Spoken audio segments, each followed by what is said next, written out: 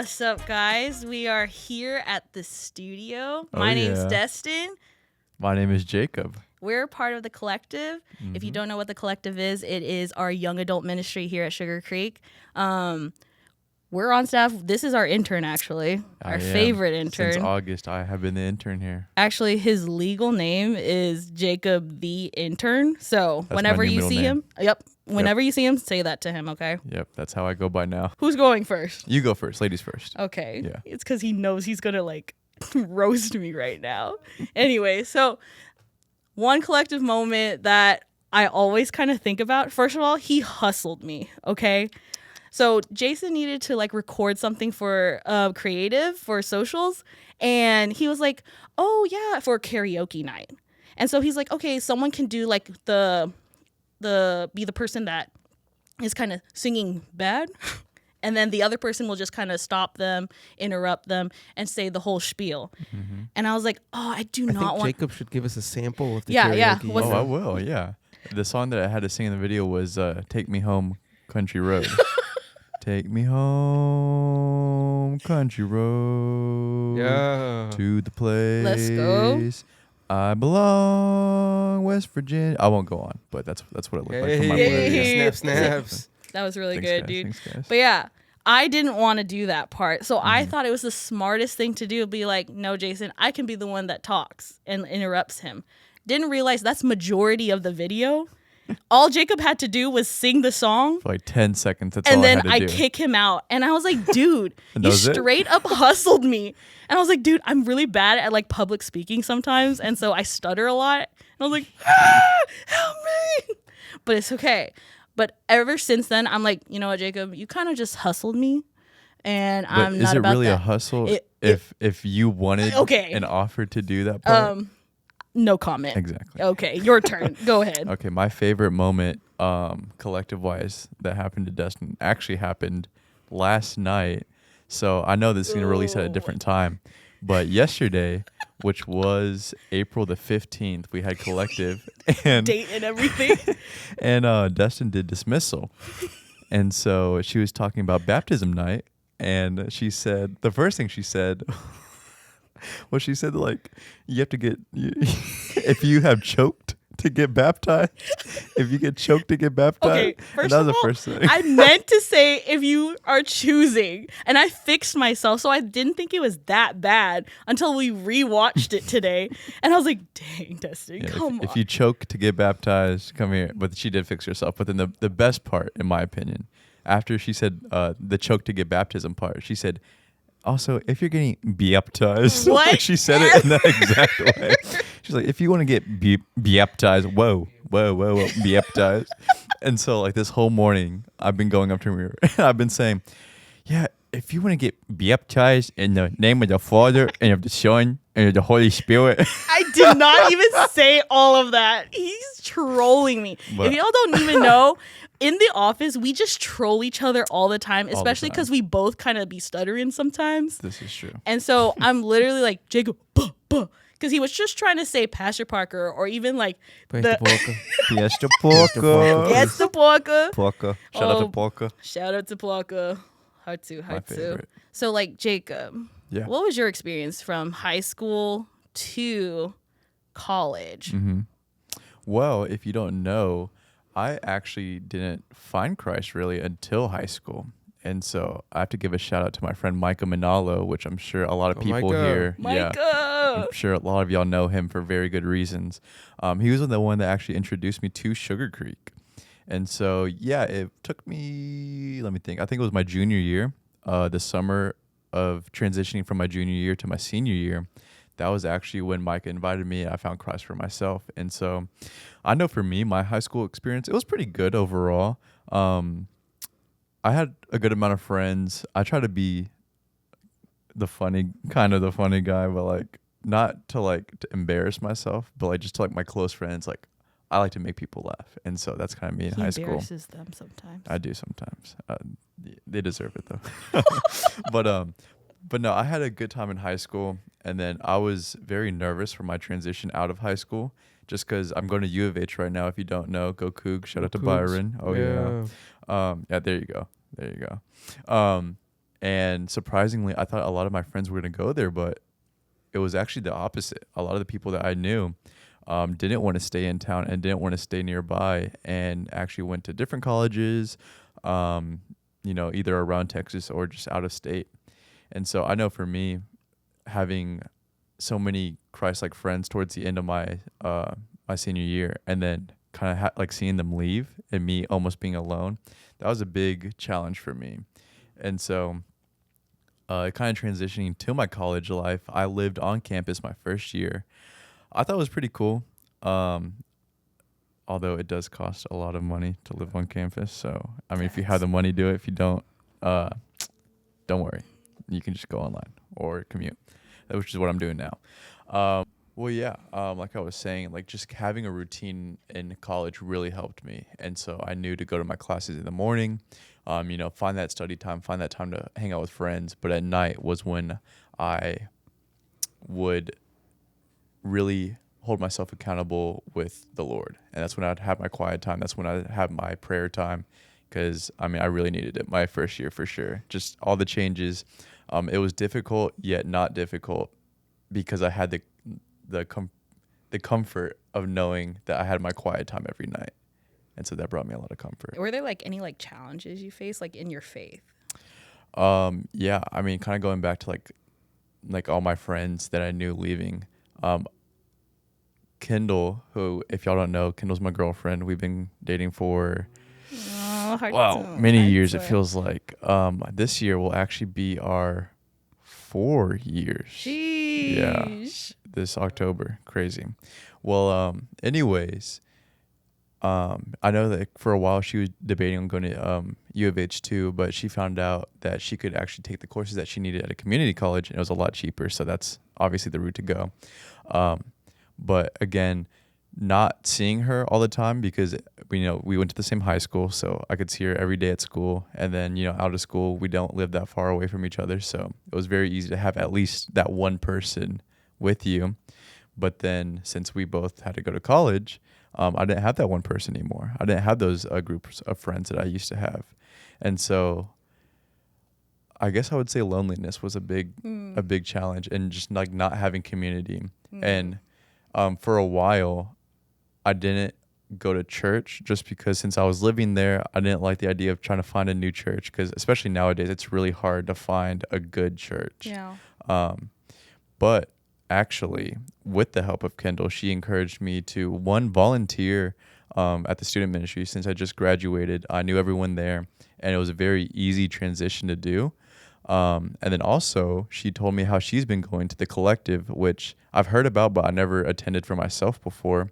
And she was like, yeah, it's really good. And I would always give myself reasons not to go. I was like, oh, it's a Tuesday. I have class earlier. Like, even though I don't have class during the collective, like, I know logistically I could make it there. I could make it back.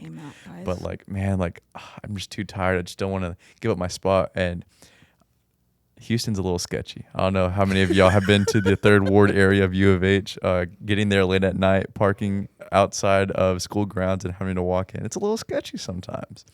But in reality, it was more laziness than anything that was preventing me from going there. But one Tuesday, she really encouraged me. She was like, hey, I really think you should check it out. I was like, you know what? I will. And so I went, and I met a lot of new people. They were very greeting to me, and they were very welcoming. And so I was like, whoa, this is really cool. And so I got to see guys that were my age. Don't get me wrong, I love serving in the student ministry, but they're also students at the end of the day. They're not college age. They're not my age. So seeing people that are my age or even like a little bit older, I was like, whoa, this is like a whole new, group of people that now I get to meet, and we have something in common because we love God and we want to worship God. And so that was a really big help for me, kind of getting out of that season of like loneliness and finding like a new community. I know, like, going out of high school into college is so rough. Yeah. I remember for me, like, high school, I grew up in a Christian home, and so in high school I knew the right things, but I never really practiced it. And it took until college, really, because everything in high school, it was very convenient. Yeah. Like, oh, okay, yeah, I go to church. Oh, okay, yeah, I have groups on this day. Oh, yeah, this, and that. But right when I graduated and I was in college, everything I had to do now wasn't convenient. I actually had to go out and seek community, seek a church, get plugged in. And I think that's always going to be the challenge. For sure. Because like you said, like it's kind of hard to get plugged in and you're like the new person. And I'm like, I don't want to, I'm a little shy girl, you know? But the moment you take that leap of faith and like find your community, find like a good Christ-centered community and a church, you're good, honestly. Yeah. That's like honestly the first thing I say to like a lot of my students is to go find a church immediately. Because it's so important to stay grounded in your faith and continue your faith outside of high school, outside of the convenience. But for me, it was hard. Collective was something I was really scared of at first too. Before I got on staff, I was really scared to walk through the doors, but I took a leap of faith. And just like you, like everybody greeted me so warmly, and I understood what true community was with people that were my age. And so my encouragement for you guys, my seniors out there, and also if you're not a senior, that's okay. I'm letting you know for future. Get plugged in, find a community. If you're here, collective is here. Not saying this just because we're the collective staff or anything, but like I'm still gonna shamelessly plug. But we're here for you too. That's collective is here. We're a ministry that's here in Sugarland. Yep. Y'all know. But if not, it's okay. I do suggest you find a group in your college. There's always local churches there. If you're going out of state, out of city, there is always something there, but you need to seek it out. Yeah. That's your kind of call to action for this. Kind of piggybacking off that, I think Kendall played such a big role because she was that one person that went out of her way and actually invited me. And so I think that's as important is like, if you know that you are firm in your faith and you see like maybe like a new Christian out there, or maybe you have some friends who, you know, after they made that transition into college, you kind of see them backsliding a little bit. Be that friend that goes out of their way and like invites them to the church. If you've already found that safe spot or that community, make sure like you're that rock for someone else. Because I mean, like I just said, I was kind of backsliding. I wasn't, even though I did have like my quiet time every day, I didn't have that community that we were talking about. That's so important.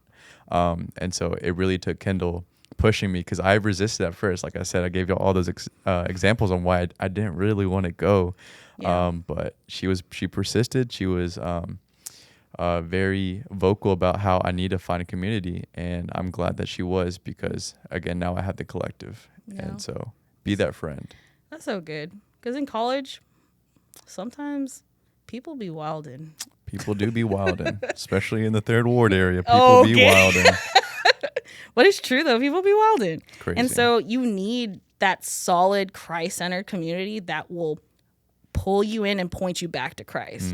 Because sometimes, even in college, like you said, you were dealing with loneliness. I dealt with loneliness. Yeah. I stuttered. Don't bring this back. Don't bring this back.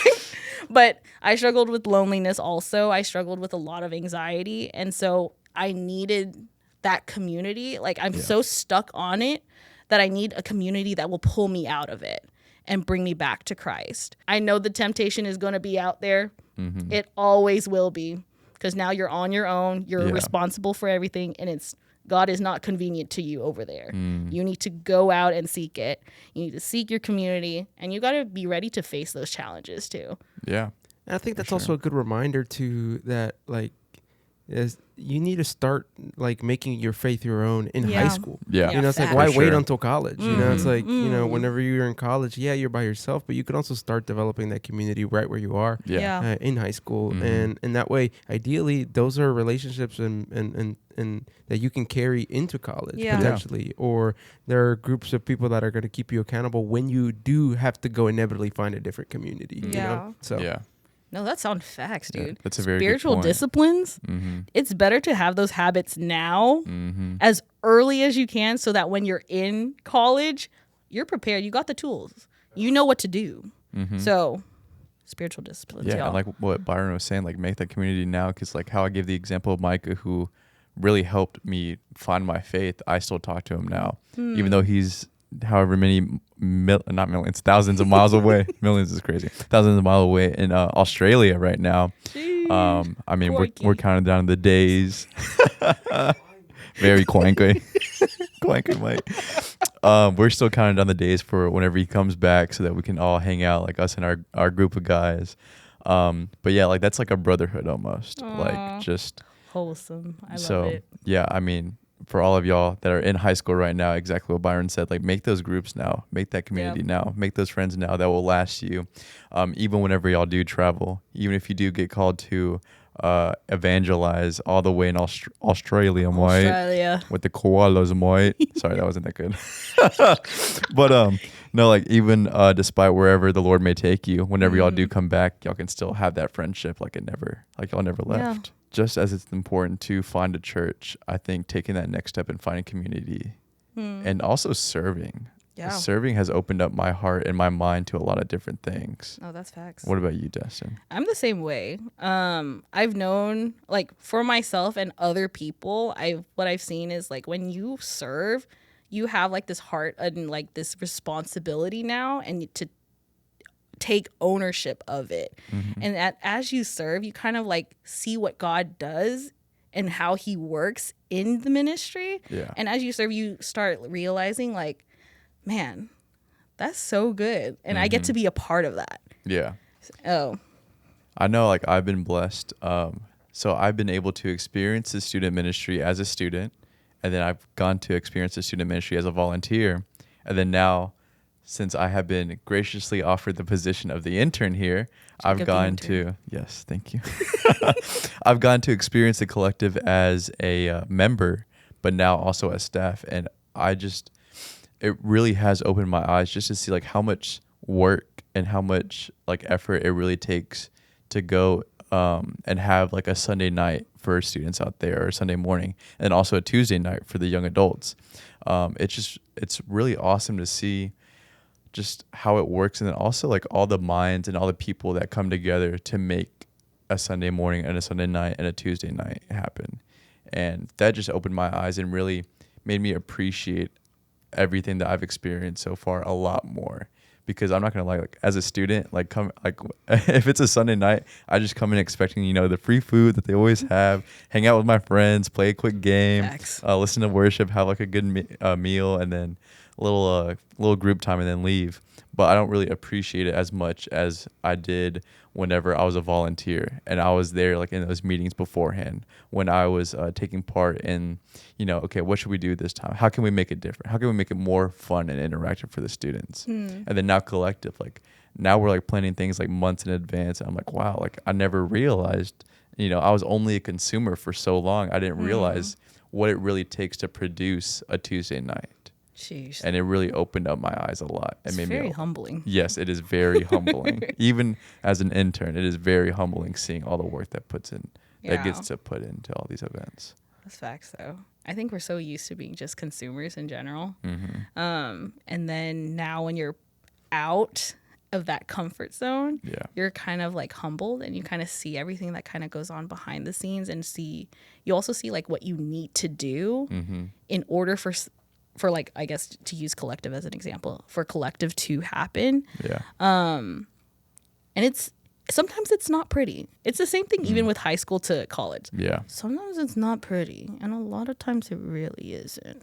And that's okay. But I think it's what your action is after that makes it worth it. Well, all right, guys. Kind of as we wrap up here, I do want to let you know that if you are a senior, we have some really cool experiences for you upcoming.